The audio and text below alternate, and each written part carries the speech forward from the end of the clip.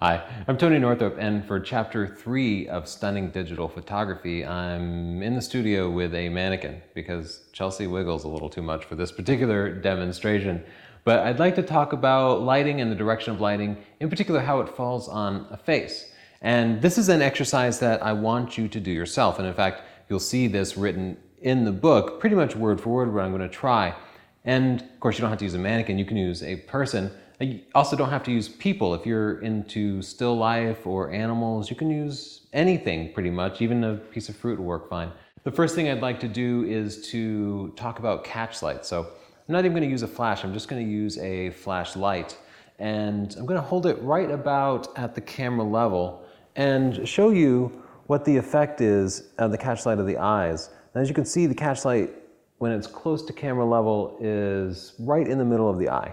And that's about what you're going to get when you use on-camera flash. And it's not especially appealing, largely because it's so common. We just see that all the time. If you raise it up just a little bit, the catch light gets much more attractive. Now I'm going to raise it up even higher and higher, and I want you to watch for the point when the catch lights completely disappear from the eyes. There you go. So as I go back down, you'll see the catch lights appear at some point, and then the eyebrows or the brow of the forehead blocks that light at some point. And this is really important because proper catch lights are critical to a portrait and to wildlife photography. So you need to monitor where the light source is coming from. You can't have it too high, but if you have it too low, it gets unattractive again. So just watch one more time as I pull up, and then bam, the lights disappear from her eyes, because you'll see the light on her face, something to keep a track of. And I'm going to move the flash back down and move it from side to side. Here the catch light is right in the middle of her eye, but as I move to the side, you can see it gets more attractive still, especially if I go up and to the side, the catch light gets more and more attractive. But I'll move it back down, and then as I move to the side, you can see the catch light stays in her eye, and then at some point, she loses the catch light from her far eye. Now her near eye still has a catch light because it's coming directly from the flashlight here, but the bridge of her nose is going to block the catch light from her far eye, and there it disappears again. So you have this kind of sweet spot of catch lights, which are right about in this range. You can't go too high or too far to the side. And I think the most attractive catch light is usually right about this angle, not directly above the camera, but off to the side a little bit, not too high. Now let's talk about the shadow underneath the nose. This is really important in portraiture, and it's something a lot of people overlook, but I'll start with the flash right about camera level, and as you can see, there's really no shadow under the nose when you're using a direct flash. But as I raise it up, you'll see that a shadow starts to form under her nose here. And the higher the flash gets, the longer the shadow is. And you can see here, it breaks the line of her lip. So what we have here is called loop lighting. It's just an old Hollywood term that refers to this kind of lighting where the shadow under the nose forms a nice loop. And I actually think that's fairly attractive for nose lighting.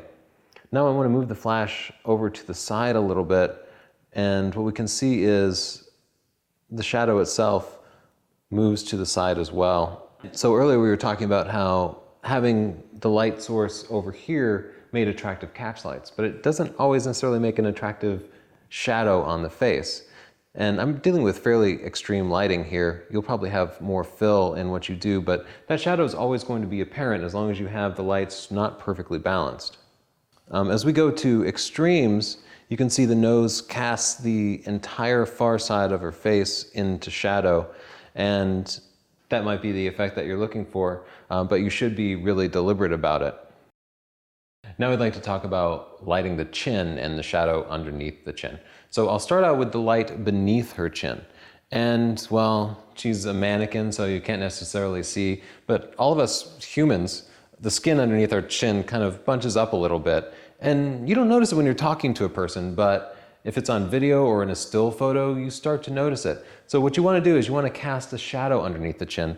And when I'm underneath there like this, anybody, no matter how thin they are, will look like they have a double chin. So what you want for the chin is to have the light source up above the chin. So as soon as I go above her nose, we start to see a shadow forming underneath the chin here. And this makes the jawline more pronounced. And the higher I go, you can see the shadow goes farther and farther down, not necessarily in an attractive way. For the chin, you just want to be able to cast enough shadow on the neck here that we don't see all the kind of folds of skin that we have under there. Now I'd like to talk about the shadows underneath the cheekbones, and especially for women, the cheekbones are an important feature, but it's important for men too. If you have a direct light, your face will end up looking very flat. If you have a light that's higher up, you'll get a shadow underneath your cheekbones. This is the reason that women wear blush. They're kind of creating an artificial shadow and accentuating those cheekbones. So let's take a look at it on the mannequin here. When I'm right about camera level, you can see the mannequin's face looks really pretty flat. As I raise it up, she doesn't have especially pronounced cheekbones being made of plastic, but as I raise it up, you can start to see some shadow form underneath her cheekbones here, accentuating them, but they'll completely disappear as I go down. So the cheekbones are another good reason to get that light source a little bit higher and get that light off the camera if you're relying on on-camera flash. Last, I'd like to look at the hair. Now, my plasticky model here has pretty dark hair and she's against a dark background. So her hair will basically completely disappear. Even if I illuminate her face a little bit, if I control the light so it doesn't spill onto her hair, you won't see a lot of definition between the edge of her hair here and the background. Now, I'll point it off to the side here so no light really spills over here. And you can see it pretty much disappears. If I add direct light to the hair, you can see it not only does it appear, but it looks nice and shiny too. I'm using a really hard light source with this flashlight. If I were using a big light source, even a softbox, but especially like an overcast day, what would happen is the hair would just seem very flat. For hair to appear shiny, you need a small, hard light source. Look how shiny it is when I get nice and close to it. Another thing you can do with hair is to backlight it. And this creates a different effect. As you can see, it starts to glow just a little bit. For this reason, when you are in a studio and you have a proper hair light, what you tend to do is you put the hair light a little bit high and behind the subject. The hair light is typically a bare bulb and it's pointed right at the subject. Now you would never put a bare bulb in front of somebody to light their face. That'd be really ugly. You'd have specular highlights, like bright highlights in the face. Their face would look all oily and shiny. That's why you put a diffuser on the front light. But for hair, this is what you want. You want a bare bulb, super bright, just to make everything gleam really nice. And the darker your model's hair, the more important that hair light is. Now you don't need a studio to do this. If you're outside, you can position the sun behind them. Or you could use an off-camera flash and just add a little kick of light. You can also get a big reflector and hold it really, really close to the subject with like a silver side there and cast just enough light to offset the hair a little bit. But the point is, I want you to think about the light on your model's hair.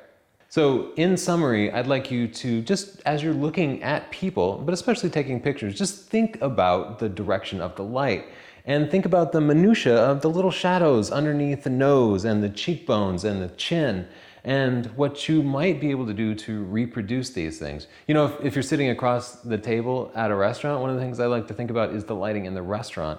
I notice some restaurants give you really nice light and other restaurants give you really ugly light. So I hope I've opened your eyes a little bit to the light around you and that you'll take some time and practice and really learn to control that light, because it will make all the difference in all of your pictures, but especially your portraits.